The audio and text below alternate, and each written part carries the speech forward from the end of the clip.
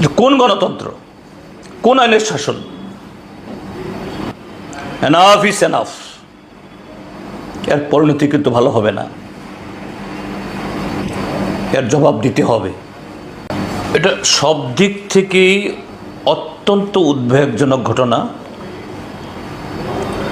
তার দুটি দিক আছে। একটা দিক হলো রাজনীতিতে অপোনেন্ট তথা বিরোধী দলের যদি কোনো দুষ্কৃতি থাকে, অবশ্যই অন্য দল তার সমালোচনা করবে, তার উদাহরণ তুলে ধরবে এবং সেই কোনো উত্থাপিত বক্তব্য বা অভিযোগ যদি অসত্য হয় বা সত্য হয়, সেই দল গণতান্ত্রিকভাবেই তার জবাব দেবে যে না, এ ঘটনা ঠিক নয়, বা নিন্দা জানাবে। এটাই তো আমাদের দেশের রাজনৈতিক কালচার, পরম্পরা। আমাদের গণতন্ত্র, আমাদের সংবিধান এটা বৈধ, এটাকে অ্যালাউ করে। কিন্তু সাম্প্রতিককালে দেখা যাচ্ছে শাসক দলের বিরুদ্ধে যদি কোনো সমালোচনা হয়, তাদের বিরুদ্ধে যদি কোনো কেউ অভিযোগ উত্থাপন করেন, তখন যে কিছু এরকম বাহুবলীদের দিয়ে তাদের খামোশ করে দেওয়ার জন্য, তাদের মুখ বন্ধ করার জন্য সরাসরি সেই ব্যক্তি বা সংগঠনের উপরে দৈহিক আক্রমণ, সম্পত্তি ক্ষতি করা এবং আরও নানাভাবে তাদেরকে কোণঠাসা করার চেষ্টা যেন ত্রিপুরাজ্যের এটা কালচার হয়ে গেছে। অথচ একই ধরনের আচরণ শাসক দলের তরফ থেকে, তাদের সর্বোচ্চ নেতৃত্বের তরফ থেকে অহরহ তারা এসব বলছেন যে বিরোধী দল বা কোনো এক রাজনৈতিক দলের নাম করে তাদের ৭৬% এরা পাগল, তাদের নানা ধরনের রোগ জীবাণু নিয়ে বয়ে বেড়াচ্ছে, বা তাদেরকে দেশ ছাড়া করা হবে, অমুক নদীতে অমুক সাগরে নিক্ষেপ করা হবে। তাদের অতীতে বহু শিক্ষা দিয়েছি, আবারও তাদেরকে শিক্ষা হবে, হজম করে ফেলা হবে, ধূলিসাৎ করা হবে, নিচ্ছিন্ন করে দেওয়া হবে। শাসক দলের নেতারা যখন এগুলি বলেন, আমরা বিরোধী দল কী করি? আমরা রাজনৈতিকভাবে তার জবাব দিই। এটাই তো আমাদের দেশের রাজনৈতিক সংস্কৃতি বা পরম্পরা। কিন্তু ত্রিপুরাজ্যে বর্তমান যে শাসক গোষ্ঠী বিজেপি বা ত্রিপুরা মথার বিরুদ্ধে কিচ্ছু বলা যাবে না। বিরোধী দল আমরা তো উদাহরণ দিয়ে, যুক্তি দিয়ে কথাগুলি বলছি। আমি দেখেছি গতকাল এই সুদীপ বর্মন মহোদয়ের একটা বক্তব্য। তিনি কি বলেছেন যে মধ্যপ্রদেশে এক বিজেপি নেতা, সেখানকার আদিবাসী একজন নাগরিক, তিনি একটা কমপ্লেন জানার জন্য এসেছিলেন। জবরদস্তি করে তার মাথার উপর, তার শরীরের উপর তিনি প্রস্রাব করে দিচ্ছেন। এই ছবি আরেকজন তুলেছে, ভাইরাল হয়েছে। ভারতীয় জনতা পার্টি দলের তরফ থেকে তাদের সেই কার্যকর্তা, দেবতুল্য কার্যকর্তার বিরুদ্ধে কোনো ব্যবস্থা গ্রহণ করা হয়েছে আমাদের জানা নেই। তো এটা বলা কি এই সুদীপ বর্মন মহোদয়কে অপরাধ হয়েছে? যদি অপরাধ হয়ে থাকে, পাল্টা এরকম সভা করে, সাংবাদিক সম্মেলন করে তার ব্যাখ্যা দিন। সুদীপ বর্মন মহোদয় বা তার পার্টির বিরুদ্ধে আপনারা সেরকমভাবে জবাব দিন। এটা ত্রিপুরাজ্যে আকছার এখন ঘটছে, এটা যেন কালচার, এটা তাদের অধিকার। এক, দুই হলো, এটা আরও উদ্বেগজনক যে আরক্ষা প্রশাসনের উপস্থিতিতে শাসক দলের এই বিরোধী দলের স্বীকৃত রাজনৈতিক কর্মসূচি, সেদিন 21 তারিখে কংগ্রেস দলের দাতারামের কর্মসূচি, তার 3 দিন আগে 17 তারিখে বিশালগড়ে সিপিআইএমের কর্মসূচি, তারপর গতকাল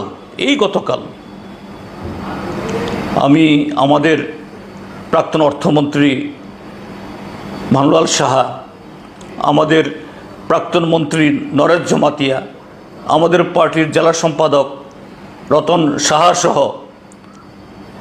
আমরা টাকারজলাতে একটা ঘরোয়া সভা করছিলাম কমিউনিটি হলে। পুলিশকে জানিয়ে আমরা গেছি, বিশাল সংখ্যক পুলিশ ছিলেন, কিন্তু দেখা গেল 17 তারিখ বিশালগড়ে, 21 তারিখ উদয়পুরে দাতারামে, গতকাল এই জাম্পুই জেলার এই টাকারজলাতে, আর আজ সকালবেলা সুদীপ বর্মন মহোদয়ের গতকালের যে সাংবাদিক সম্মেলনে, এতে ভারতীয় জনতা পার্টির হাতে ঘা লেগেছে। আজকে সকালবেলা তার বাড়িতে পুলিশের সামনে, অসংখ্য পুলিশের সামনে জবরদস্তি করে ঢুকে সেখানে তার সম্পত্তি ভাঙচুর করলো।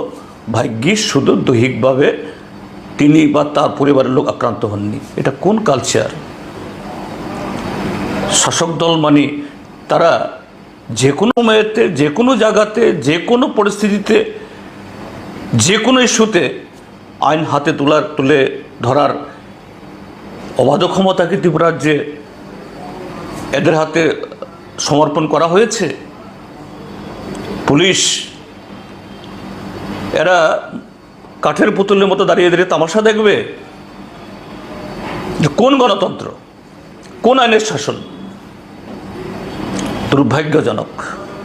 আমি গতকালও এই 17 তারিখ এবং গতকাল টাকারজলার প্রেক্ষিতে সাংবাদিক সম্মেলন করে বলেছিলাম,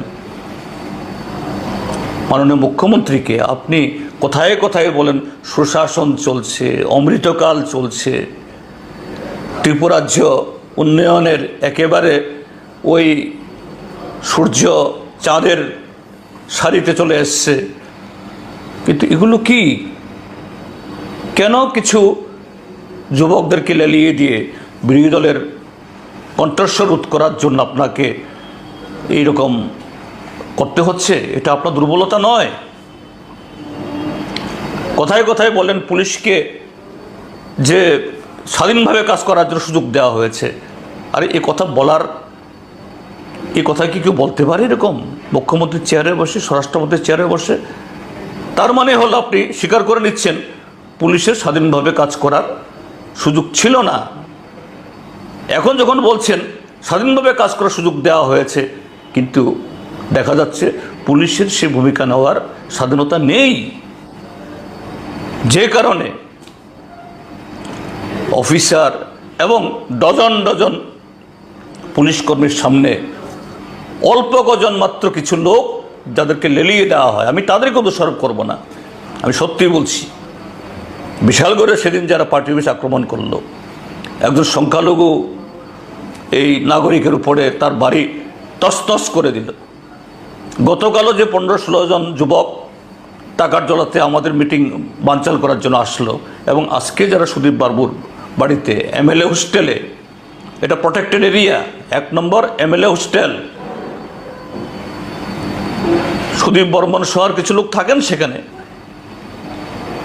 এটা তো রেস্ট্রিক্টেড এরিয়া, এখানে ঢুকলো। পুলিশের স্বাধীনভাবে কাজ করার নমুনা এটা? আমি পুলিশ আধিকারিককে বলবো, আবার বলছি, প্লিজ, এনাফ ইজ এনাফ। এর পরিণতি কিন্তু ভালো হবে না, এর জবাব দিতে হবে।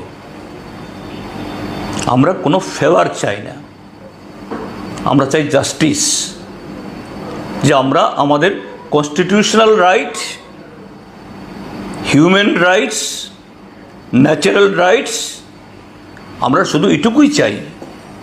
রাষ্ট্রের দায়িত্ব আমাদের এই রাইটস এটাকে প্রোটেক্ট করার। এখন যদি বারে বারে সে জায়গাতে হুচট খেতে হয়, থিংস উইল টার্ন সামথিং, তার ফল সবাইকে ভুগতে হবে। খুব মার্জিত ভাষায় আমি আমাদের রাজ্যের পলিটিক্যাল এক্সিকিউটিভ এবং যারা আমাদের এই কনস্টিটিউশনাল ইনস্টিটিউশনগুলো উভয়কেই বলছি যে সংযত করুন, অন্যায় তাদের না যারা এই সমস্ত ঘটনা করছে, অন্যায় হলো যারা পুতুল নাচাচ্ছে পেছন থেকে, আড়াল থেকে, তারাই বিশালগড়, টাকারজলা, 1 নম্বর MLA হোস্টেল এবং রাতের অন্ধকারে, এবং দেখা যাচ্ছে এখন শুধু পুরুষ না, কিছু মহিলাও এই জায়গাতে যুক্ত হচ্ছে। কি ধরনের লজ্জার! এইভাবে ত্রিপুরা রাজ্যকে ধ্বংস করবেন না। ত্রিপুরা রাজ্যের সমস্ত সুবুদ্ধি সম্পন্ন মানুষ এর বিরুদ্ধে সোচ্চার হবেন, আমি এটা আশা করি।